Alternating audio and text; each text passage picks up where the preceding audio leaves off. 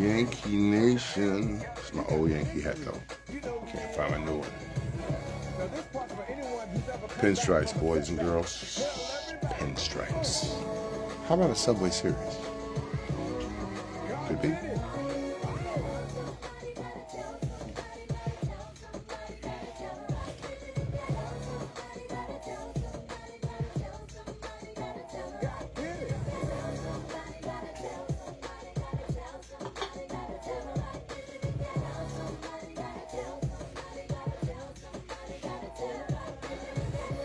If you still waiting on your miracle, just know God's already made a way. So give him praise. And when he comes through, don't forget to tell the world. Oh! 98.3 FM and 1280 AM WJAY. County of Marion's local gospel radio station. 98.3 FM, 1280 AM, Humongous Kelvin Wims. Morning, guys. Hope y'all into this. Yankee Nation, boy. Bombers. Good morning to you guys. Feel supported with y'all cats on board, man. The homies.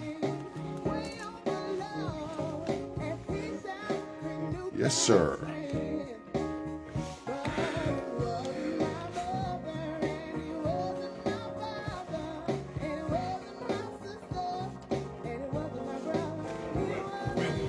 All right, Ray. 98.3 FM, 1280 WJ. Wow, time stands at 8:30.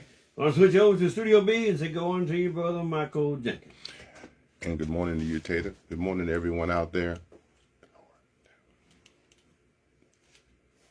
I want to say hello to two very special friends this morning, Kelvin Wims and Q-Mungus, better known as Dewani Flasher.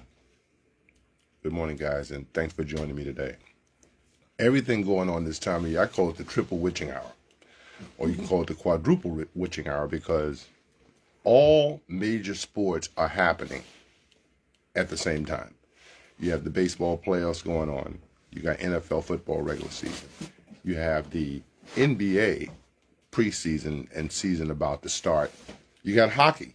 You got college football. Man, if there's nothing for you to watch and enjoy now in sports, then you're not really a sports fan. Good morning, Terrell Pinkney.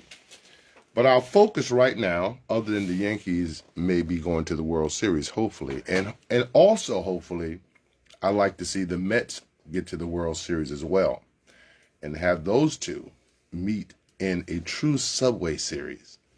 That's what I look forward to. But without further ado, it's football season around here, and I want to recap several of our local teams here, because they each had situations where during the season where they had to kind of readjust themselves. First of all, Mullen started at 6-0, and after beating Hemingway, Lakeview, Green Sea Floyds, Latta, Atlantic Collegiate Academy, Marion, they stubbed their toe against Lake City. And then this week they had to go on the road to face Manning. And Manning came away with the win there. I'll read that score later. But that's 2 losses in a row for the Auctioneers. So at this point they may have to make some readjustments until going into the playoffs. John Nichols, what's up, buddy? But other teams who have had similar situations, or situations where they had to kind of recalculate, Dillon. Now, Dillon started this season they're 4-2 right now, according to this report.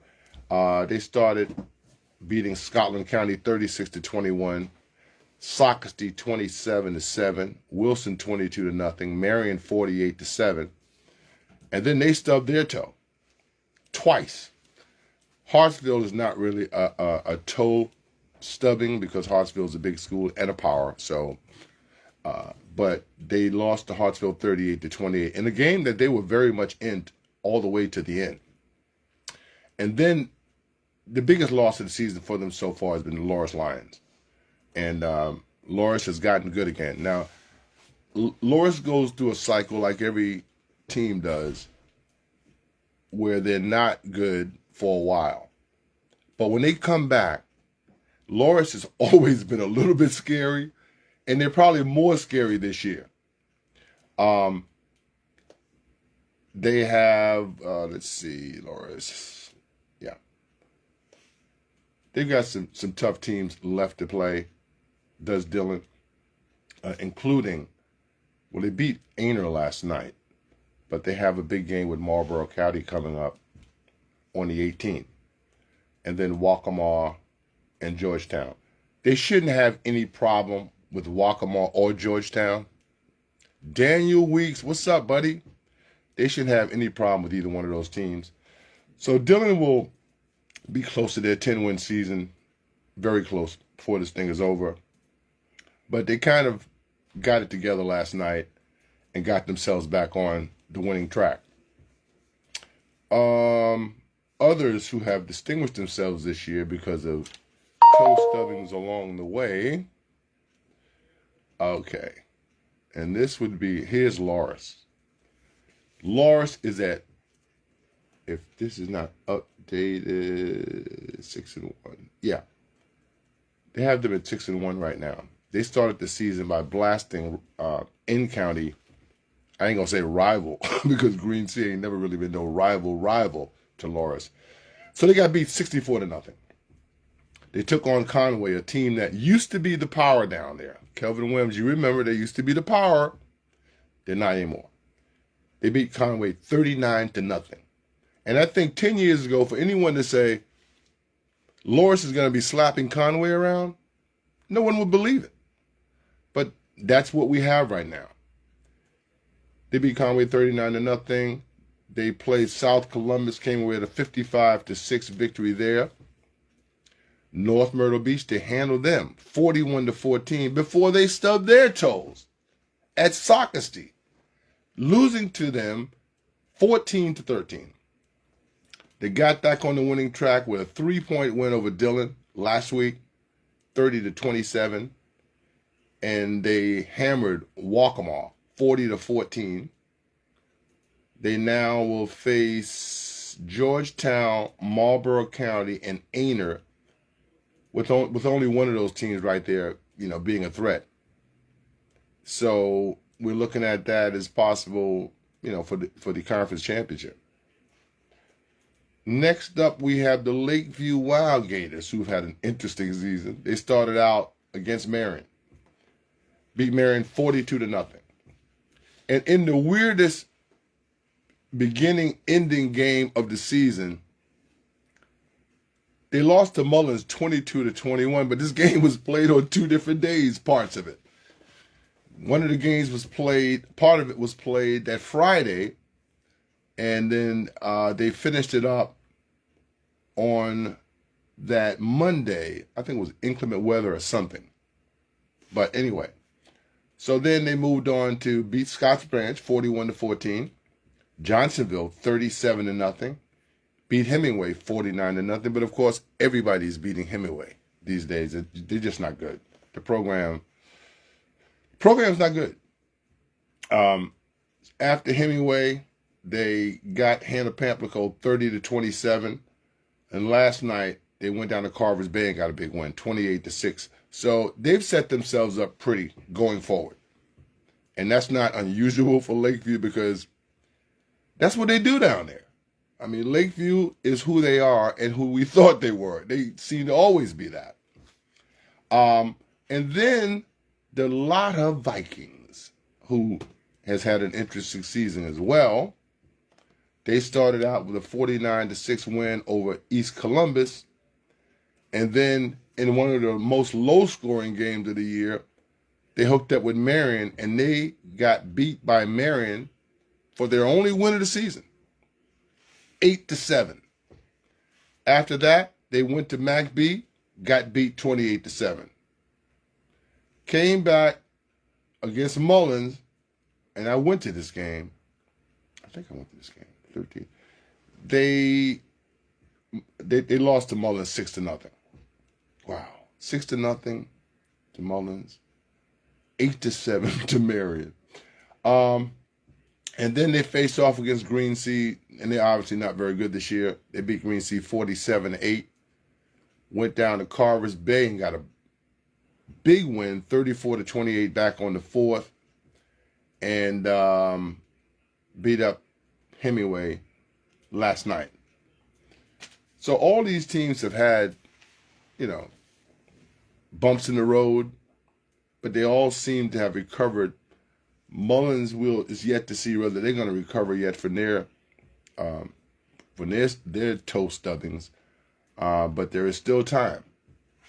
Looking at the scores from last night, and Carolina Forest.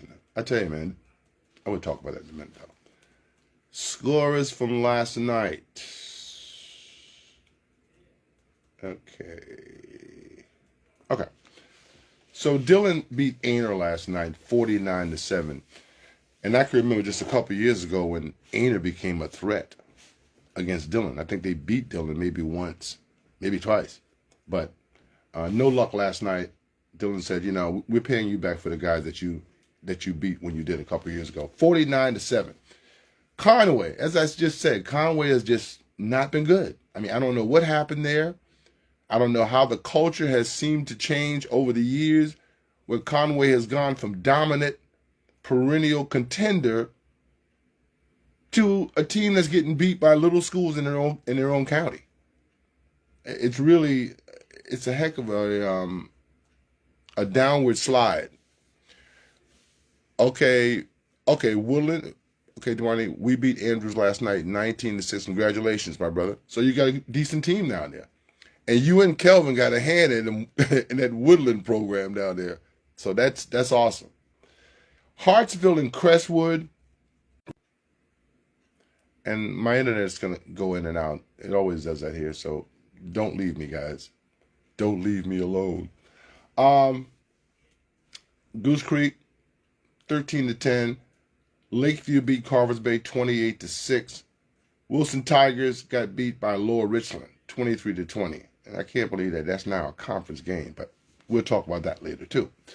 Loris over Waccamaw 40-14 last night. West Florence got by Blythewood 19-14. Manning beat Mullins 33-6. Marlborough County all over Georgetown 64-15. Louisville beat Lee Central 34-14. Tater. White. Huh? Tater at. He's here. Cool. South Florence 42-12 over Lakewood. Chiraw beat Pageland last night 30-13. Rock Hill played Nation Ford, beat them 52-9. Kingstree got beat by East Clarendon. That's one of the teams that I think Mullins still has to play East Clarendon. 42-36 there. And Latta, Atlantic Collegiate. What about them? Oh. That's another one, another collegiate. By the way, I got a visitor this morning. Jaryd decided to step in and say hey today, I guess. Hey, buddy. Another collegiate is crazy. That's the Myrtle Beach one, ain't it? Yeah. Okay, cool. That's was there a Conway one too, or I think that might be the Conway one. I think that it's down there. I don't know exactly where it is, but it's somewhere down there. Trash. Right. So trash. Well, after Spartanburg beat Dorman last night, I'm sure this went over well up there in Spartanburg land, 23-7. You had Hannah Pamlico over Green Sea, 42-7. Mac B beat C.A. Johnson, 33-12. Lower Richland, I guess they came down to Hartsville, boy, and they took a beating back home with them. 55-20, Lower Richland got handled by Hartsville. We're going to take a quick look now at rankings.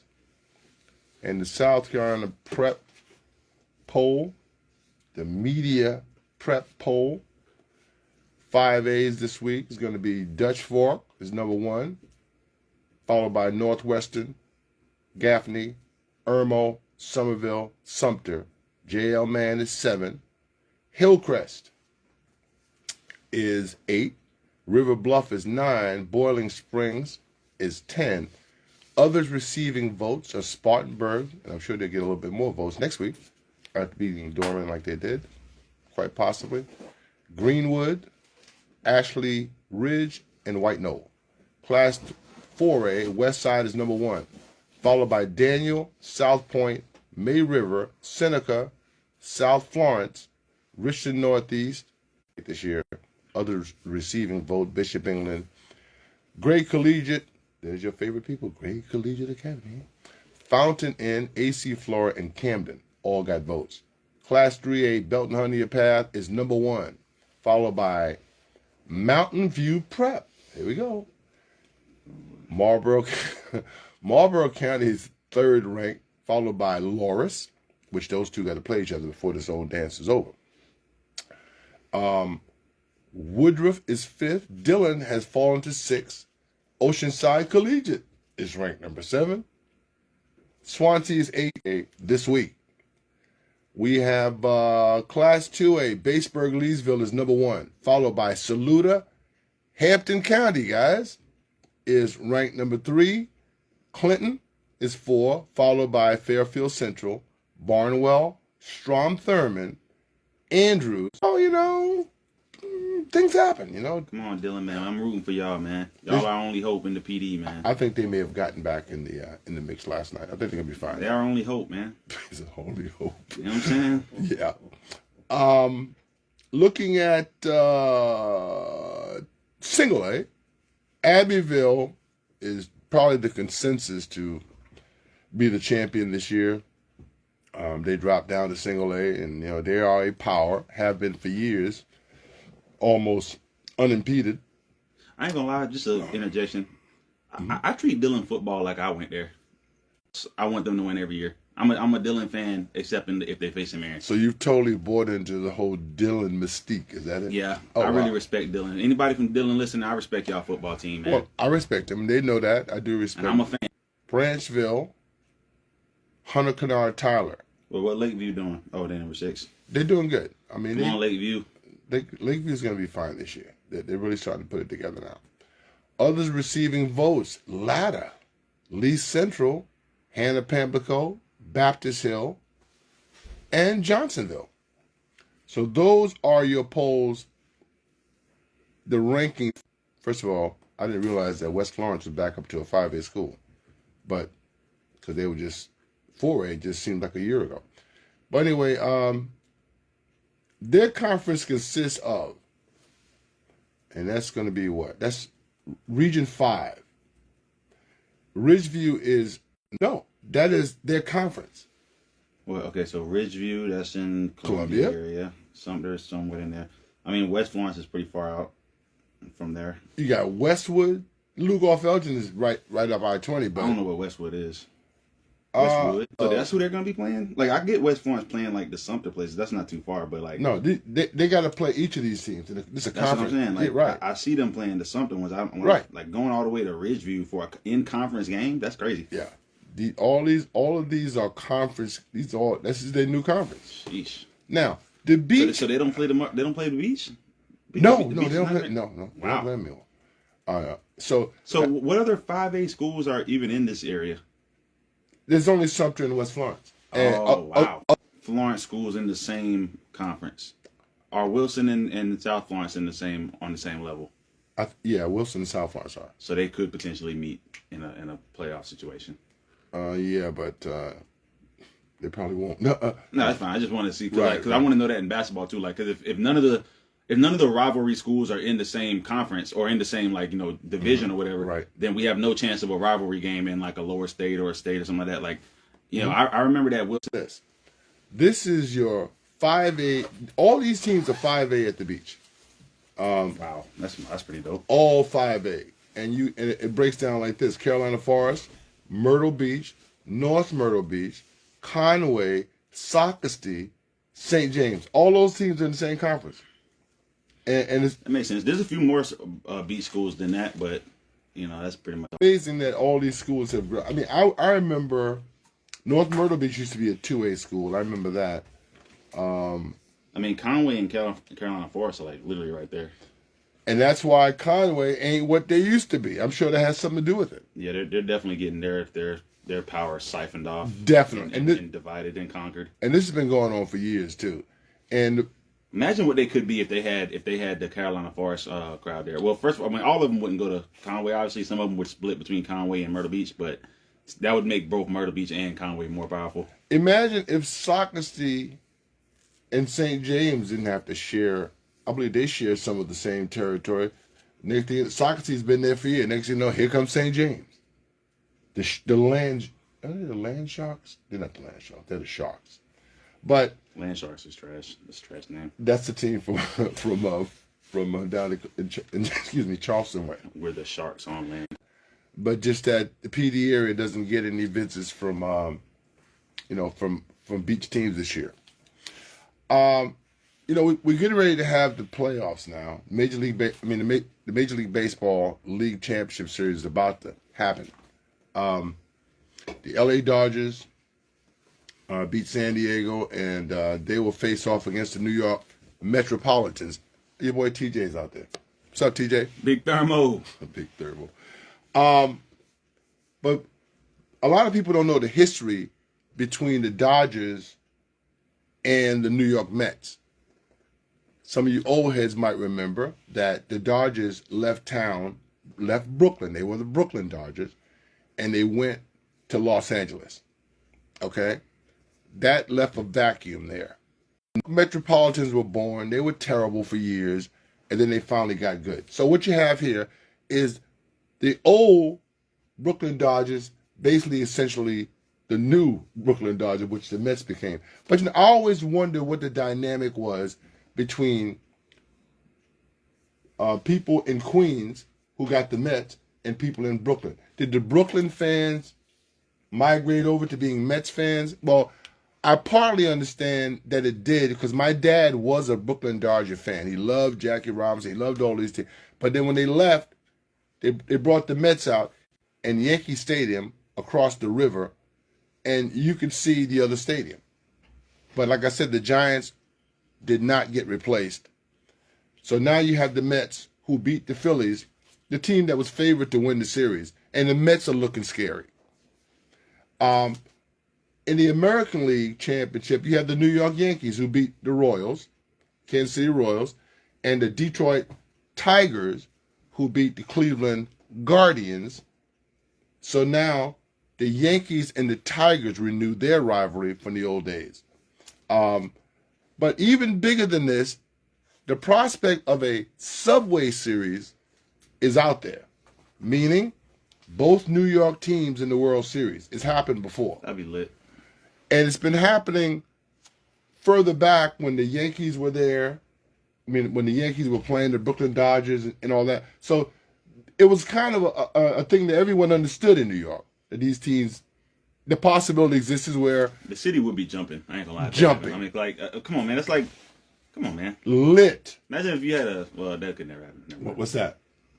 Wait, in baseball, you can have a World Series like finals matchup between two teams in the same city like that. They're both in different leagues. So yeah, the Mets. That's what I'm talking about. Wow. The Subway Series. Okay. The Yankees and the Mets could meet in the World Series. Yeah, because I was gonna say like, imagine having like a L.A. Lakers and L.A. Clippers finals, but that could never happen. But I'm just saying, like, because they're both in the West. Having the same city with two teams in the finals, that would be insane. Yeah. Well, that's what people in New York. I would love to see it. It happened several years ago in New York. See, back in the day, the Yankees and the Mets, because the American League never played against the National League unless they were in the World Series. They do play each other in the regular season. Right. See, before there was none of that. There was no interleague play. I'm trying to figure out how they different leagues. Like, isn't the MLB one league? It's one league. Yeah. So what do they mean interleague? We're in the same league. Like you know what I'm saying? Well, see, there was a time when there was the NFL and there was the AFL. And when they merged into being one league, they didn't play against that. They brought they only took a few teams from the ABA, so it was never they never played against each other like that. I mean, you only brought 4 or 5 teams over. You know what I'm saying? So, but this is a very good possibility right now that this could happen. I'm optimistic. To tell you the truth, even though I'm a Yankee guy, I've been kind of out, and they won the World Series that year. But they played the Dodgers in the championship series, like I think the next year, and they were favored to win, and they got beat. So the Mets kind of like, they owe the Dodgers a little bit. But this is a throwback right here. The old versus the new. Dodgers versus Mets. I just remember when the Boston Red Sox beat the Don't say the Yankees. the Yankees that Why, time. no Yankee fan wants to talk about That was awesome. I ain't gonna lie, I was interested. I don't even like baseball. That just had me excited. Bruh. Old boy had the bloody sock throwing them strikeouts. Man, he was going in. Manny Ramirez come up there. You know what I'm But saying? the blood on his sock was fake. Nah, that was real blood. It wasn't, Jared. I believe it was real The blood. dude had ketchup on his sock. Why would he put ketchup on his sock though? Because he's fake. For what though? What's that gonna prove? Oh, he's got a bloody sock. Like what's that doing for him? You know what I'm saying? Okay, when we're done here, I want you to Google that whole scenario, and I want Conspiracy theories, man. He had ketchup on his sock. For what though? Like he gonna get some sympathy? Nobody. That's I didn't give him no sympathy. I was just like, oh, this dude is a G. This dude's out here with a bloody sock. You know what I'm saying? Ankle bleeding. that was.